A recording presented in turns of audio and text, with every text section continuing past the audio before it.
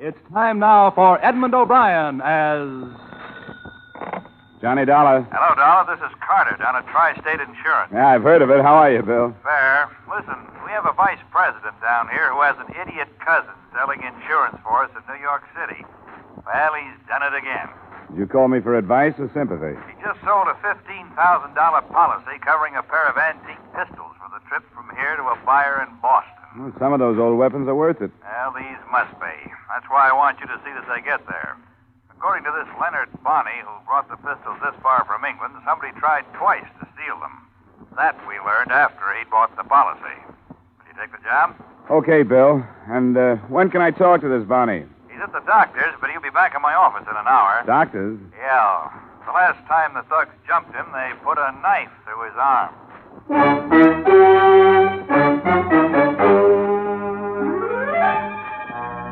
Edmund O'Brien in a transcribed adventure of the man with the action-packed expense account. America's fabulous freelance insurance investigator. Yours truly, Johnny Dollar.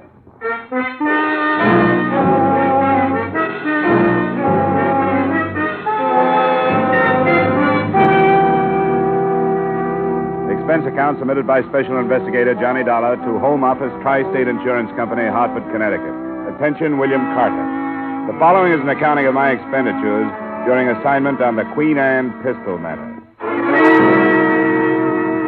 Expense account item 1, $1.75 cab fare from my apartment to your office, where I was introduced to Leonard Bonney, a tallish, badly proportioned man whose pasty complexion was just a shade darker than the sling that supported his left arm.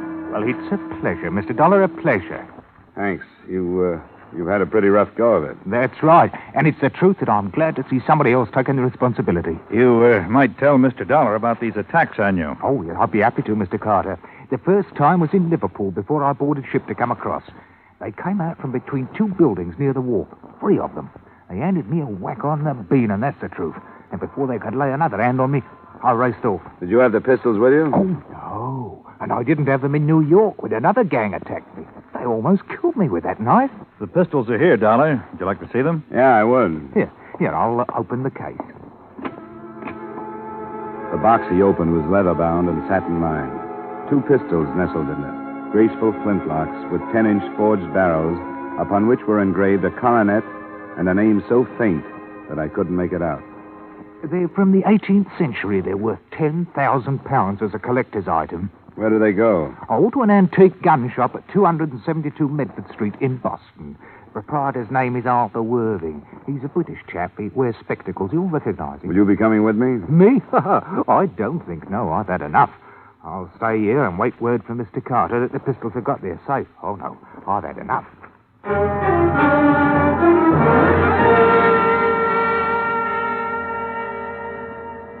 The rest of the rundown was given to me before I left the office.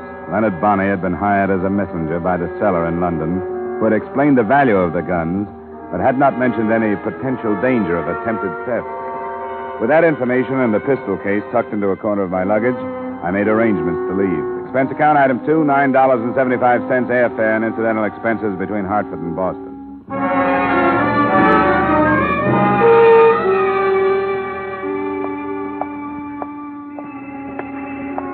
The address on Medford Street that Bonney had given to me was on the fringe of the retail district. There was a sign, and there were a few dusty weapons in the window. Good day, sir. Hello, you Arthur Worthing? Yes, I am. My name's Dollar. I've been hired by the Tri-State... Mr. Bonney telegraphed me to expect you. The package, sir. I see you have the package. Yeah, I have it. This is a day I have long anticipated, sir. There. 2 masterpieces from the shop of James Freeman, Norwich, circa 1705.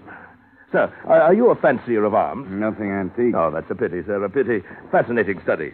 These pistols have quite a remarkable history. Fashioned during Queen Anne's reign and gave service during one of Europe's blackest eras. Yeah, they're pretty. But I like mine with less history and more shocking power. As might be supposed, sir, the English gunsmiths prospered during those stirring times, profiting by the constant demands for muskets and pistols to supply the good Queen's armies in Flanders. Ah, is that right? Well, I have a paper for you to These sign. weapons, sir, rode through the campaigns at the belt of an officer raised near Norwich.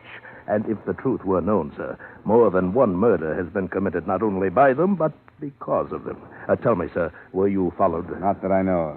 Now, if I could get your signature on this release, Just a moment, young man. I believe that the assurance policy purchased by Mr. Bonney is in effect until the pistols rest in the possession of the purchaser. Is that not correct? You're not the buyer? Well, unfortunately, sir, a price of $20,000 is a great deal too dear for me. Well, who is it then, and where? A Mr. and Mrs. Jack Rollins' bride. Bride. Okay. Address? Yes, I'll jot it down for you. Just a moment. 8 Victoria Drive. There you are. It's a large residence on the left flank as you approach it from the east. I think I can find it. Now, give the Pister's bride and tell them that either Mr. Bonney or myself will contact them at the earliest opportunity. All right, I'll get back to you by phone.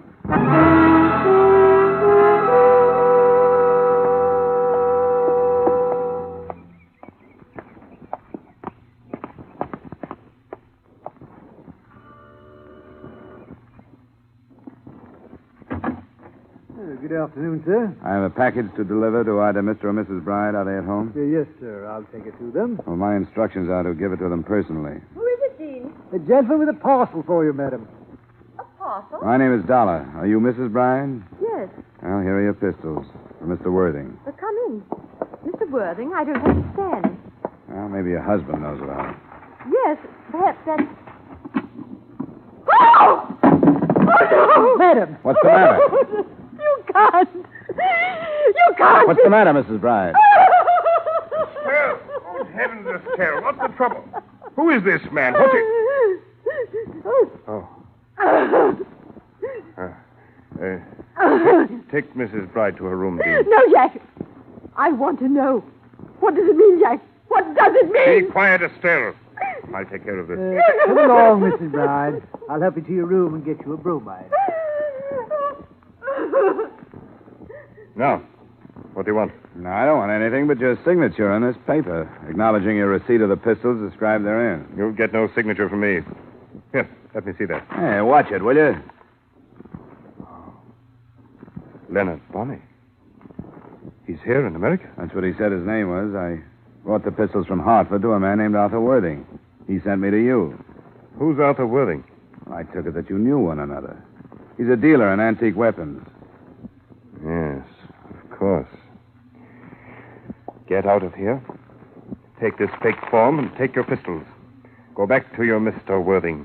Your bluff won't work. Now, listen, then. I don't believe that Bonney is here. I don't think he's still alive. Now, get out of here! I didn't bother to argue with him because, as far as I could see then, he was either terrified, crazy, or both. With the pistols, I took the shortest route back to Arthur Worthing's gun shop on Medford Street.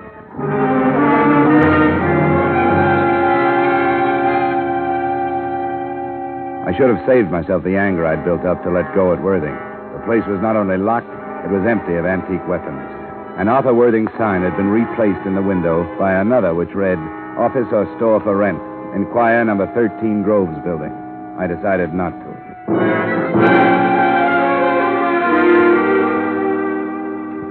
Expense account item 3, 70 cents, day letter to Tri-State reporting my lack of progress. And expense account item 4, same as item 2, transportation back to Hartford.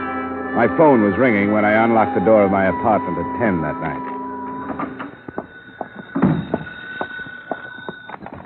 Johnny Dollar. Bill Carter, Johnny. Did I interrupt something? Yeah, I just got in. Just came through the door. That's crazy business in Boston. What do you make of it? Well, the man called it blackmail, so I guess that's what it is. But what reason there was for using me, I don't get. Unless they figured Bride would get violent. I've been trying to reach that Bonnie. He left a phone number. Huh. What'd you get, the city pound? No, some woman with an accent so thick we can't understand each Well, other. forget it. Bonnie just made it up. He was lying in his teeth about everything. Do you have the pistols? Yeah, but not for long. I'm bringing them down to your vault in the morning. Good. Stop by my office. Aren't you curious about this thing? No, not even intrigued. I don't want any part of it. That was only half true. I didn't want any part of it, but I was intrigued. Later, after a shower and over a highball, I took the pistols out of their case and looked them over. Except for the possibility that they were the tools of blackmail, I could find nothing to make them worth $20,000. But under a strong light, I did make out the name engraved on the barrel that I hadn't been able to read before. It was bride, as in Mr. and Mrs. Jack Rowland's bride. And the date behind it was 1704.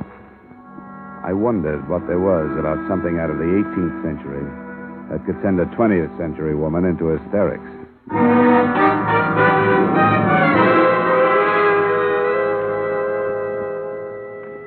The next day, I saw the pistols put under lock and key, started to work on another case, and tried to forget the whole thing. But I was reminded of it again by the caller who was waiting for me in the corridor outside my apartment that night, the bride's butler. I hope you'll pardon my intrusion, sir. You must know why I've come. Well, I can guess. I shan't take up much of your time. But if I could just talk to you. All right, we'll go inside. Oh, thank you, sir.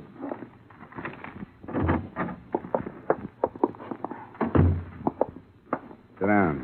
I'll stand, sir. Could you possibly give me the pistols, Mr. Dollar? No.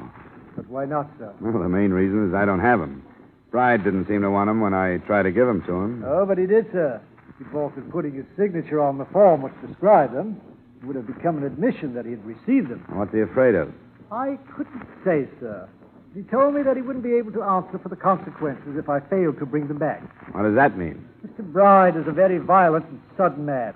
Look, I'm through with the case. I turned the guns back to the company that insured them, and he can get them by going down there and signing that release.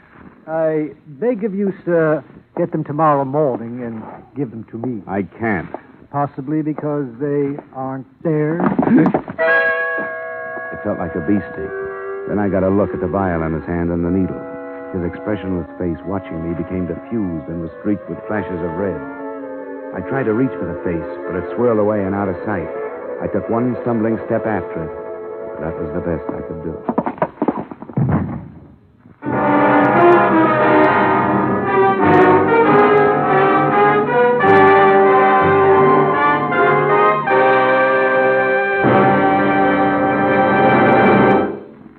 We will return you to the second act of yours truly, Johnny Dollar, in just a moment. But first, we Americans have a valuable heritage. A heritage of individual freedom that includes the freedom to worship as we wish at the church or synagogue of our own choice. By attending church regularly, we can gain the moral and spiritual strength to meet the many problems which confront us today. Help support your church and attend regularly with your family. Now, with our star, Edmund O'Brien, we return you to the second act of yours truly, Johnny Dollar.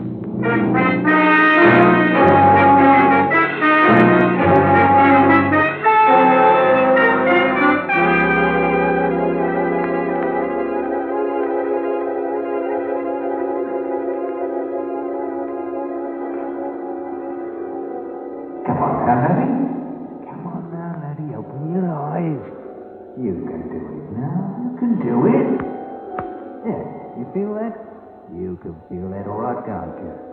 Come on now. You're all better now, aren't you? Now, hold on now. Don't slip away again. Wake up. Yeah, that's better. I'm Mr. Bonnie. Remember me? Darling, none of that. You're all right. I'll put you on your bed. You're in your flat. Where'd you come from? Oh, it's a good thing I came from somewhere. I've been playing touch and go with you since 6 o'clock. First you'd come to, and then you'd go again. Which time? What time is it? Past 9. Yeah, you drink some of this. I looked for some tea, but I couldn't find any. I'm not too handy at making coffee. Oh. Is that hot enough? Yeah. Oh, now, what happened to you? I don't know. Dope. He jabbed me in the arm. Who was he? Bride? Oh, come on, leave me alone, will you? Oh, no, you don't. I've had enough of this. You stay awake. Come on now.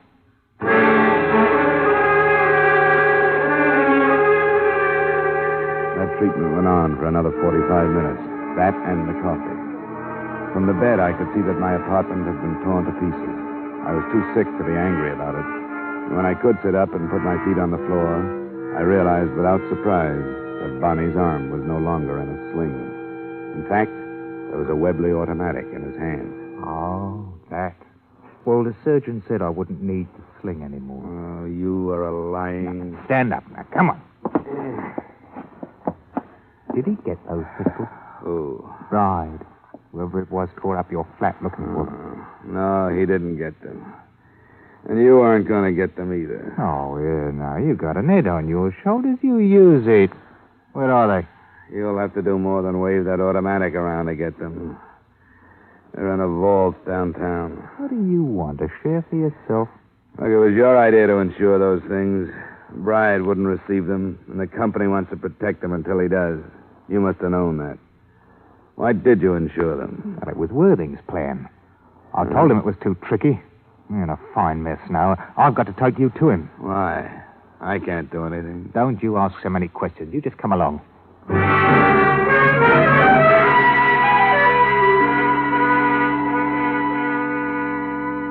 He gun-muzzled me out of my apartment and into a car. If I'd been in better shape, I might have been able to break away from him.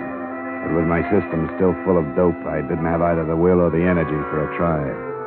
I only half remember the trip, but the end of it was a shabby hotel within earshot of the harbor in Boston.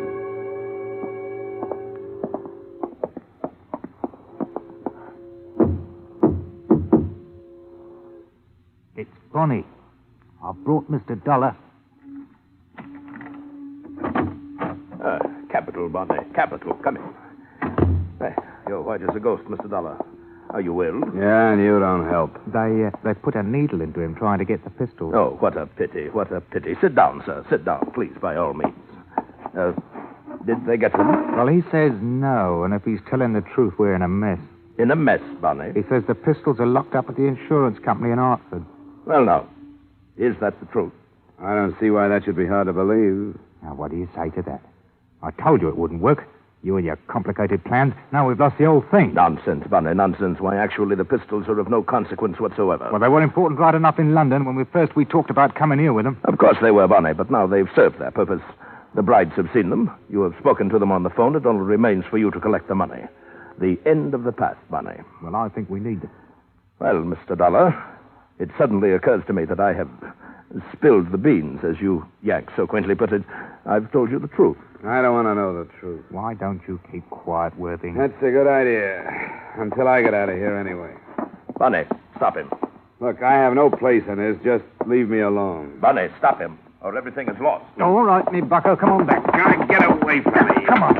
You don't feel so good, and I hate to make you feel... Whoa! Yeah. That's right now. Back in the chair. What do you want? You want me to know what's going on? I do. Blackmail. Yes, of the grossest sort, sir. We shall be handsomely paid by the brides to keep secret a 2-year-old murder of which they are guilty. I don't care. Why don't you keep quiet, Worthing? Well, Mr. Dollar? If you expect me to be surprised, I'll have to disappoint you. What else could it be? But why were you stupid enough to think that he'd sign that release? Yes, I shall have to admit that my sights were too high. But a signed admission... It was such a devilishly clever scheme, I was forced to have a try at it. And why keep me involved in it? Because you are a witness, so to speak. Now, be patient, sir. After being dragged into the lives of people I don't know and don't want to know, after being drugged and knocked around by your gunman? Enough of that. And now, Bonnie, the hour to strike has come. I will meet the brides. Here. Oh, by the way, let me have your Webley. Well, what about me? You, at the same time, will be at the bride residence waiting for them to return and make the initial payment of our $20,000. The contest is won, Bonnie. I hope you're right, Worthing. It's been a long one. Yes, it has. A splendid quest.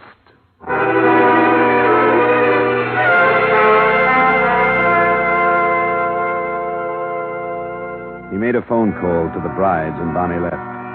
Worthing concentrated on the Webley automatic while we waited, and I concentrated on my head. By the time the brides arrived an hour later, I was almost able to stand without staggering. Well. Mr. and Mrs. Bright, late of Norwich. Our paths at last cross. Please come in. I am Arthur Worthing. You don't know me, but I assure you that you will. Oh, you remember Mr. Dollar? Yes. We should hardly forget him. Yeah, you're not alone there. I'm afraid I have most distressing news for you, Mr. and Mrs. Bride. I shall be unable to make deliveries since Mr. Dollar has gained possession of the pistols and steadfastly refuses to part with them. He is a veritable thorn in my side. Do you expect sympathy from us, Mr. Worthing? Well, indeed, I expect nothing of the sort. No more than your uncle, the Duke of Pembroke, would have expected from you had he known your true thoughts before you had him murdered. Are you lecturing Worthing? You're planning to profit from the same death. Yes, quite a profitable death to everyone but the poor Duke. The estate fortune to the brides, and to the others of us who nibble at the edges, a small share. Even you, Mr. Dollar, earned a penny or two. Cut this short, will you? It's a little too thick for me. Well, Mr. and Mrs. Bride, you both understand the terms that Leonard Bonney and I have decided upon. We, in turn, agree to maintain complete silence in regard to your part in the murder of the Duke of Pembroke between 6 and 7 p.m., 8 October 1948, at which time, according to knowledge shared by us, a killer hired by yourselves did shoot said Duke to death. How can we be sure if, as you tell us, Dollar refuses to give up the pistols? Mr. Dollar? Leave me out of this. An unfortunate situation, but one of minor importance. The theft of the pistols has become, according to your plans, the generally accepted motive for the murder, in view of their extreme value, and since they did indeed disappear. But who? Who would correlate them to the true story? Oh, Jack, we could never be sure. Quiet, Estelle. My word will be kept. But Bonnie, I readily admit I do not know. The proof of your guilt lies with him, and he may decide that he needs more money one day. But the negotiation's at hand. The cost to you, $20,000. $5,000 to be paid tonight to Bonnie, who now awaits you at your residence. The rest within the next 7 days. Oh, I don't see how it's going to be possible. Oh, come now. Surely, rather than sacrifice the gracious life the Duke's fortune is affording you... I don't know. The time is so short. We'll manage it still. There must be a way. We have the 5,000. Bonnie will be waiting for you. Now Mr. Dollar has heard the story. What good is buying your silence when first he knows and then someone else knows and someone else... I can't... In heaven's name, Bride, do you want the police to descend upon us? Then we all would be lost. All but Leonard Bonney. I'm going to the police. I want them to know. Stop it, Estelle. Take her now and go meet Bonnie. Come along, Estelle. We'll go home. Convince her, Bride, that there is no reason to fear Dollar's knowledge. I have my own plans for him. Worthing's success made him careless. Calling his orders to the bride, he was a quarter turn away from me. As soon as the door closed, I moved.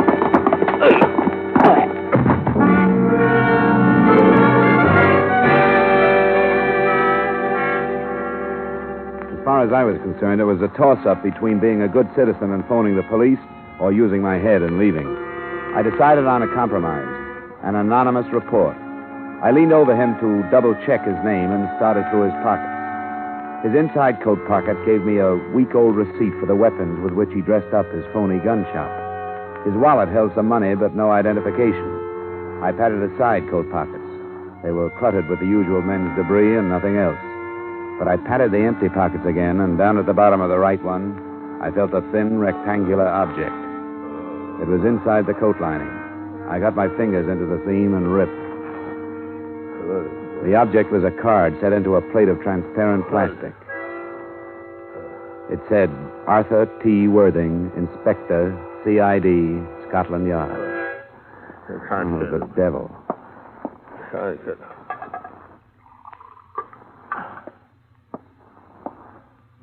Hey, Inspector Worthing.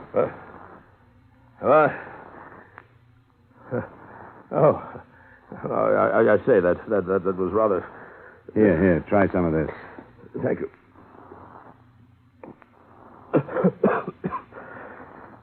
Well, I must say that you're an extraordinary ally, Mr. Dollar. It would help, you know, if your allies knew they were allies instead of pigeons. Do you want to try and get up? Not yet, I think. A vicious pummeling.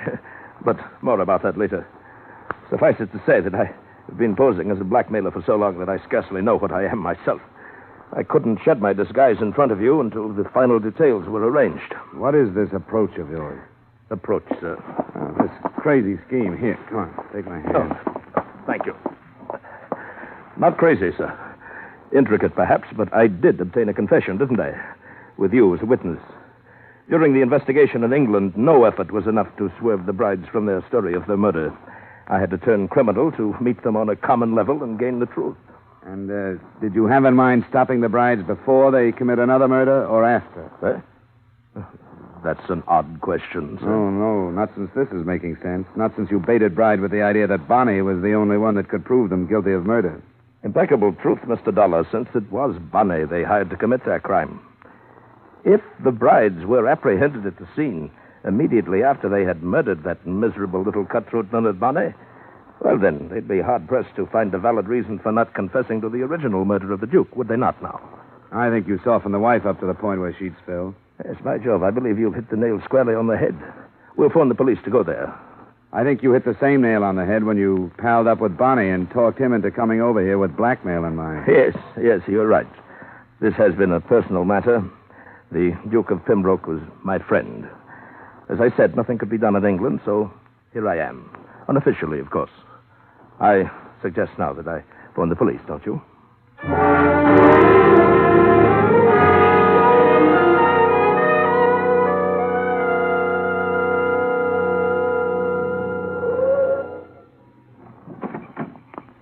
Here you are, driver. Keep it.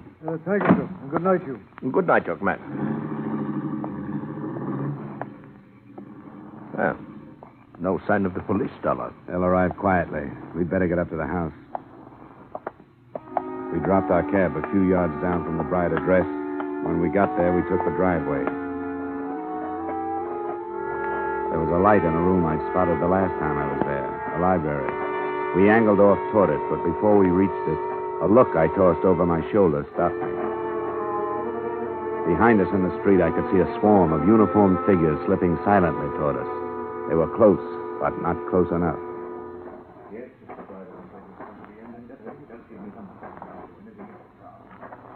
Now, boys, don't do it. Look, I'll figure it out. I'll go back to England. You'll never be bothered by me. Talbot, take 3 men and cover the rear. All right, come on, you guys. Let's go this way.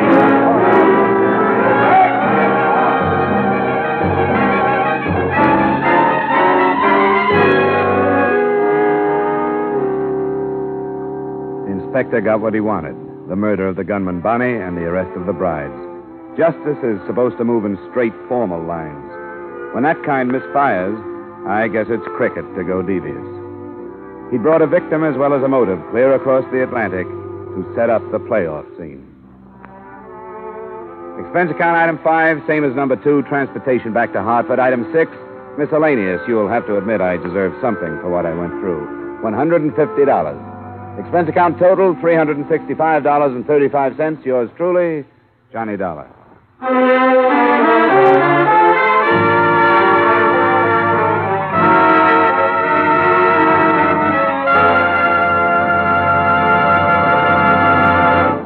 Yours truly, Johnny Dollar, stars Edmund O'Brien in the title role and is written by Gil Dowd with music by Wilbur Hatch. Edmund O'Brien can soon be seen in the Paramount Pictures production Warpath. Featured in tonight's cast were Ben Wright, Bill Conrad, Dick Ryan, Jeanette Nolan, Dan O'Herlihy, and Tyler McVeigh. Yours truly, Johnny Dollar, is transcribed in Hollywood by Jaime Del Valle. This is Bob Lamond inviting you to join us next week at this time when we will again bring you Edmund O'Brien as Yours truly, Johnny Dollar.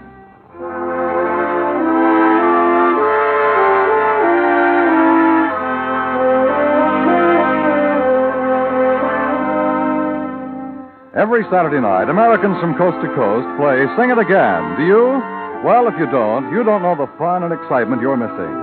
Not to mention radio's largest cash award if you can name the Phantom Voice. There's music on Sing It Again. Music with Alan Vale, Bob Howard, Judy Lynn, the Riddlers, Ray Block and his orchestra. There are contestants from all over America, phoned by Dan Seymour. And there are prizes. Prizes galore, plus that special jackpot prize we mentioned earlier.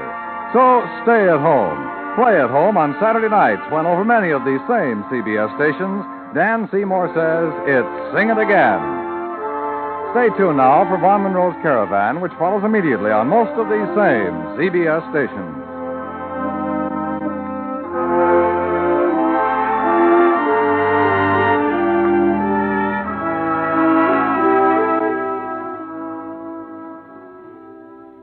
If you met a stranger on the street who offered to give you $4 for 3, you'd be pretty skeptical. But when Uncle Sam makes the same offer, you can take him up on it and be sure you're getting a square deal.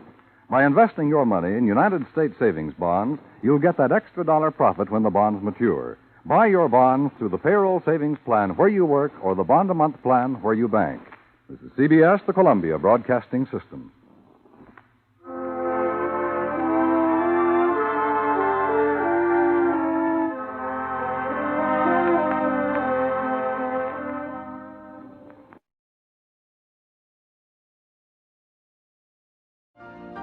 You've been listening to the OTR Gold Network. Find more classic radio at otrgold.com.